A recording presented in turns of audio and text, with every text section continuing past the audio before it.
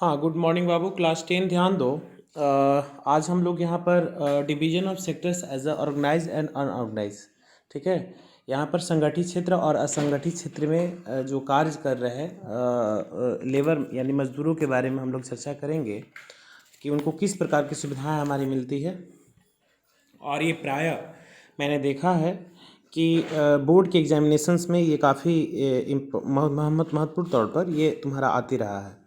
ये हो सकता है तुम्हें पूछे कि differentiate between the organise sector and unorganise sector, है ना, कि संगठित क्षेत्र के और असंगठित क्षेत्र में अंतर स्पष्ट करें, या what do you mean by this term unorganise and organise sector. या उसमें हो सकता है पूछे कंपेरेटिवली कि organise sector respective than unorganise sector कैसे तुम्हारा अलग है। तो ये काफ़ी इंपॉर्टेंट है। और थोड़ा सा यहाँ पर मैं आज क्लास वर्क करा था, लेकिन क्लास वर्क में तुम लोग इंटरेस्टेड दिखाई दे नहीं रहे हो, तो वो फालतू का टाइम वेस्ट करने से कोई फ़ायदा है नहीं। तो मुझे ऐसा लगा कि मैं इसको कन्विंस कर दे रहा हूँ, तुम लोग इसको देख लेना कैसे इसको क्या करना है। तो यहाँ पर दो एग्जाम्पल के तौर पर दिए हुए हैं, केस स्टडी है, अगेन केस स्टडी ही इस पर तुमको दिखा रहा है कि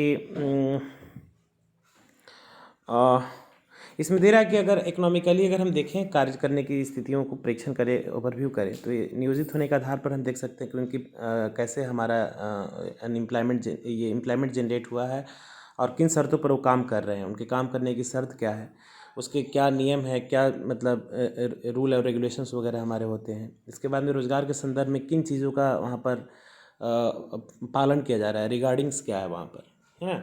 तो उसको समझने के लिए तुम्हें दो स्टडी यहाँ पर स्टोरी देखना होगा, एक कांता का और दूसरा तुम्हारा कमल का।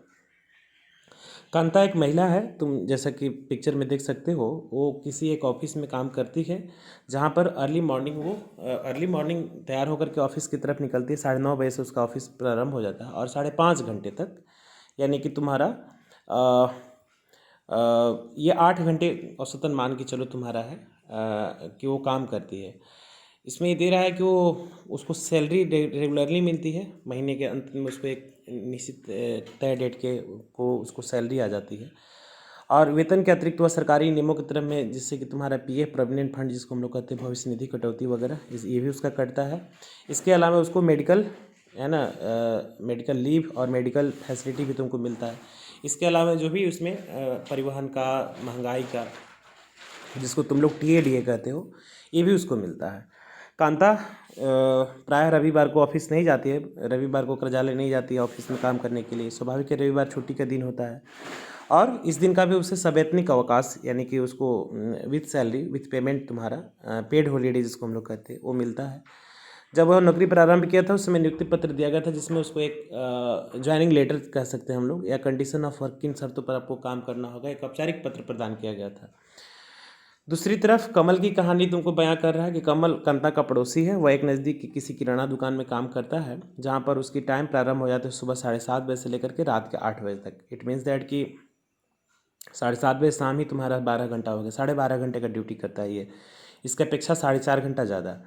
उससे अपनी मजदूरी के अतिरिक्त कोई अन्य भत्ता नहीं मिलता है, जैसे तुम्हारा सवैतनिक अवकाश हो गया, टीए हो गया, डीए हो गया, या पीएफ वगैरह नहीं इसका कटता है।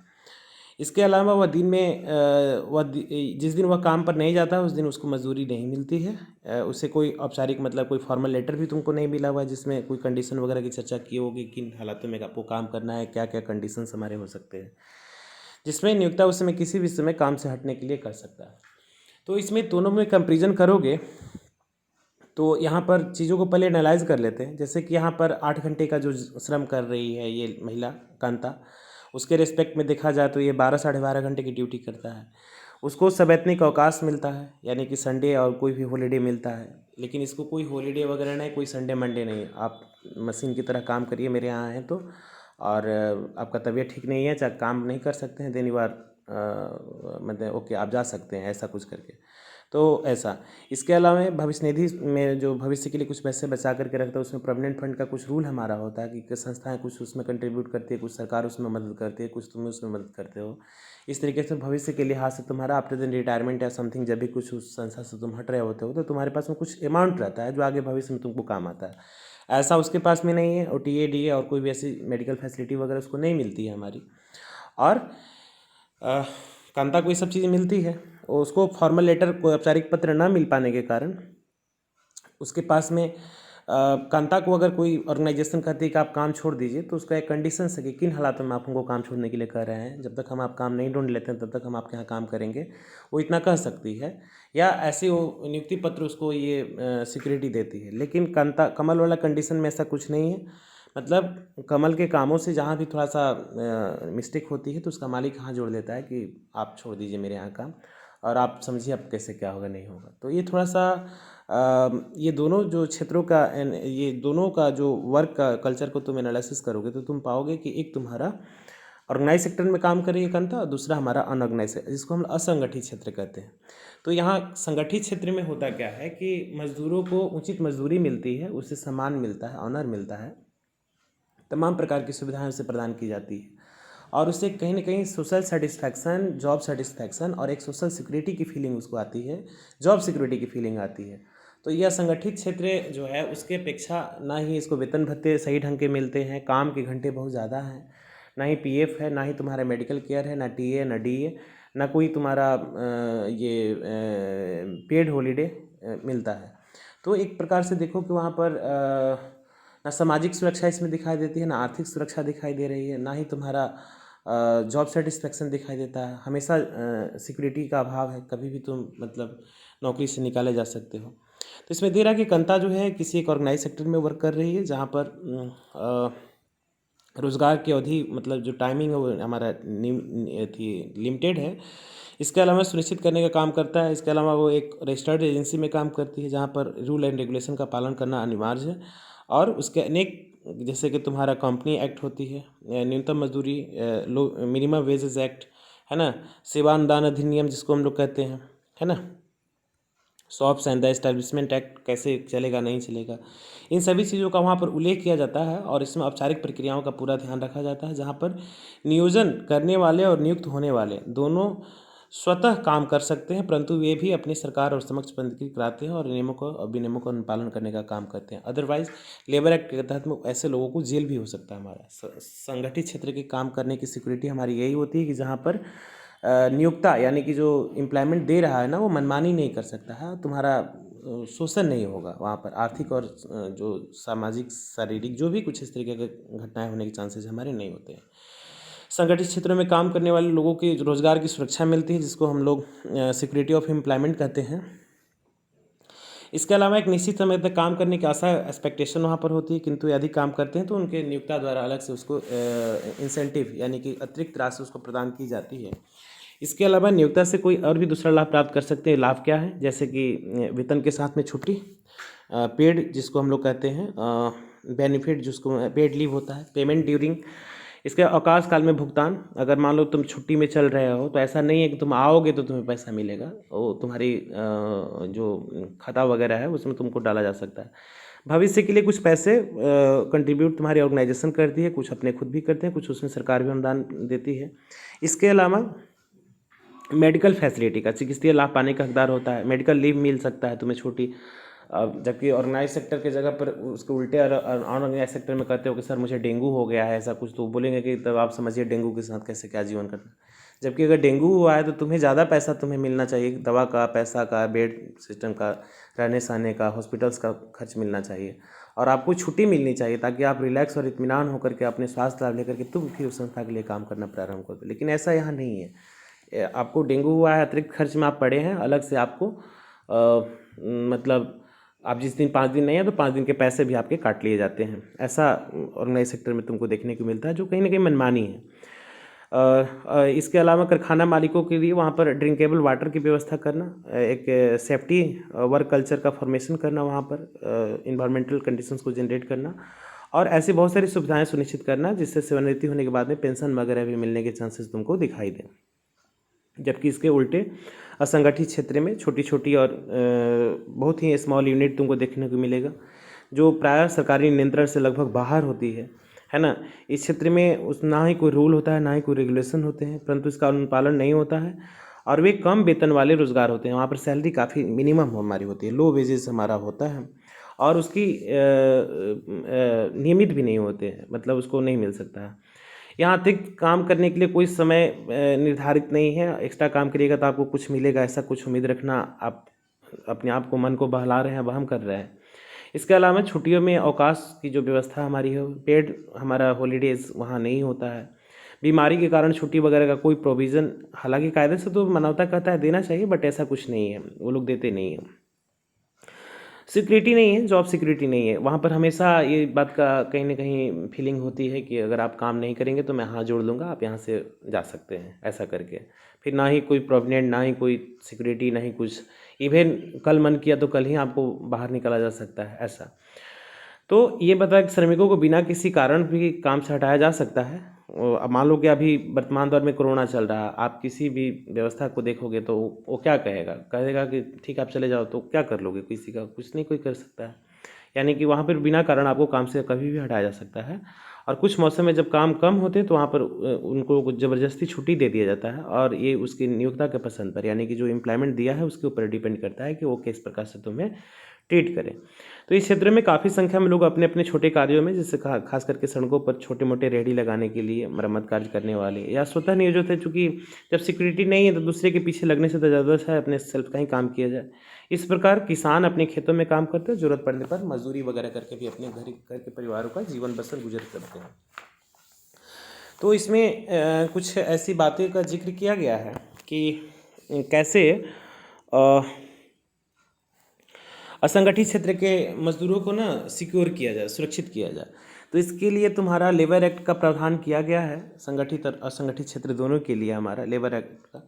और दे रहा है कि जो अधिक श्रम करने के बाद में असंगठित क्षेत्रों में लोग लाचार और बेबस हैं, उनके लिए रोजगार का अतिरिक्त सृजन पैदा किए जाएँ, अवसर पैदा किए जाएँ। इसके बाद में कम वेतन जहाँ प्राय मिलता है उसका शोषण भी होता है, उसी मजदूरी भी नहीं मिलती है।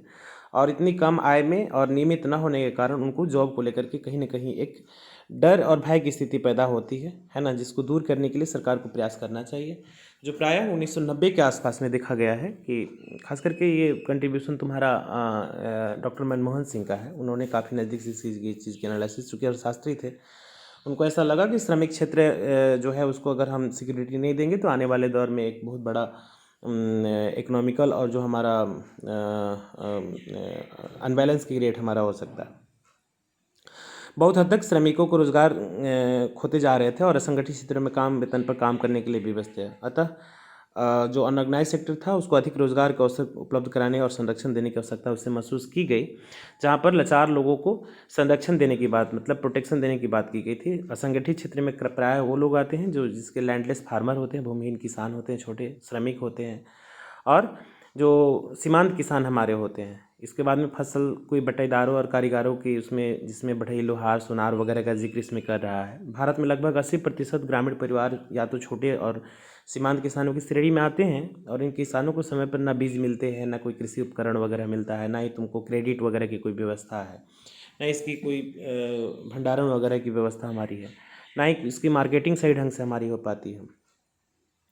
तो ये शहरी क्षेत्रों में भी असंगठित क्षेत्रों के काम करने वाले, जैसे कि छोटे छोटे उद्योग धंधे चलाने वाले लोग, मैन्युफैक्चरिंग यूनिट से जुड़े हुए लोग, कंस्ट्रक्शन से जुड़े हुए लोग, कुछ बिजनेस व्यवसाय और कुछ ट्रांसपोर्टेशन के काम हमारे करते हैं, ऐसे।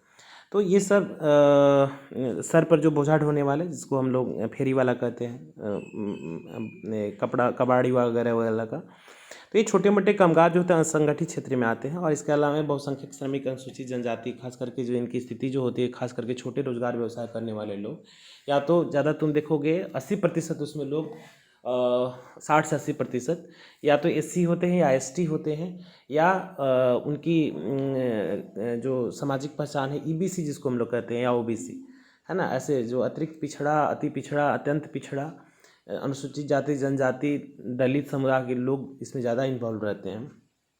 तो इनके साथ न केवल सैलरी, वेतन और जो काम के घंटों वगैरह में ही इसके साथ ज़्यादतियाँ होती है, बल्कि इन्हें कहीं न कहीं जाति सूचक शब्दों का भी सामना करना पड़ता है। इनके साथ में कुछ सामाजिक अपव्यय जिसको हम लोग कहते हैं, या सोशली उनको टॉर्चर करने का प्रयास किया जाता है, जहाँ पर उनको सिक्योर नहीं किया जा सकता है।